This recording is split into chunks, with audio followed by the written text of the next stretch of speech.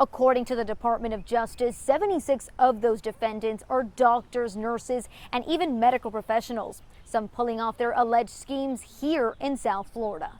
The Justice Department is charging nearly 200 people in a massive healthcare fraud sweep. It does not matter if you are a trafficker in a drug cartel or a corporate executive or medical professional employed by a healthcare company.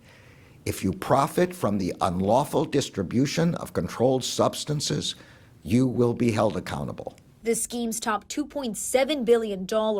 19 indictments were filed in South Florida, at least 5 stemming from Palm Beach County. Prosecutors accused 59-year-old Adam Brosius of Delray Beach, an owner of Worldwide Pharma Sales Group, Inc., of purchasing $90 million worth of black market HIV drugs, which were then sold to unsuspecting pharmacies and then provided the medication to patients. One patient passed out and was unconscious for 24 hours after taking an antipsychotic that he believed was his prescribed HIV medication. Something Dr. Leslie Diaz says is not only dangerous, but could be deadly. Most of all, the patients are the ones that suffer.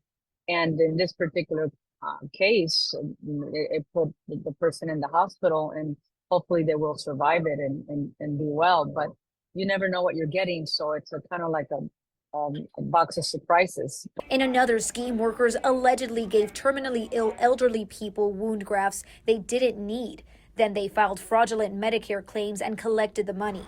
Investigators say Michael Cascone, a former resident of Palm Beach County, owned Limitless Supply LLC in Boca Raton.